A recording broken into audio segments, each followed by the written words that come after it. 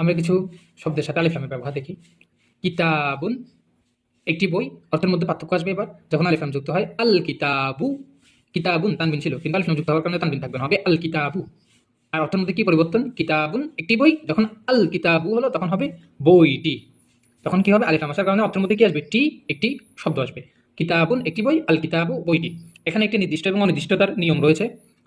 কিতাবুন একটি বই, কিন্তু কোন বই? এখানে কি কোনো বইয়ের তথ্য দেওয়া আছে? কোন বই, কিরকম বই? না, দেওয়া নেই। তার মানে এটি একটা অনির্দিষ্ট বইয়ের কথা বলা হয়েছে। আর আরবির মধ্যে প্রত্যেক অনির্দিষ্ট ইসিমকে নাকিরহ বলে। কি বলে? নাকিরহ বলে।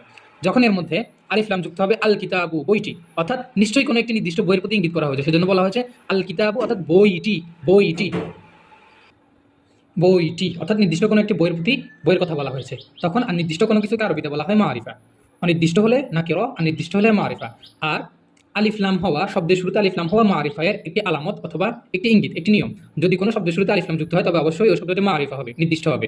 তাহলে আল কিতাবু বইটি। আরেকটি নিয়ম হলো মারিফা শব্দের মধ্যে সাধারণত তানবিন থাকে না। মারিফা শব্দের মধ্যে কি থাকে না? তানবিন থাকে না। আর তানবিন থাকে সাধারণত নাকিরা শব্দের মধ্যে। সাধারণত নাকিরা শব্দের মধ্যে কি থাকে? তানবিন থাকে। তবে কিছু কিছু ব্যতিক্রম আছে, যেমন মাহমুদ, কারণ আমরা আগে পড়েছিলাম যখন কোনো পুরুষের নামের নাম হয় তখন তার মধ্যে অবশ্যই তানবিন হয়। আর কোনো ব্যক্তির নাম হওয়া, কোনো পুরুষের নাম হওয়া অবশ্যই সেটা নির্দিষ্ট, কিন্তু নির্দিষ্ট হওয়ার পরেও তার মধ্যে কি আছে? তানবিন আছে।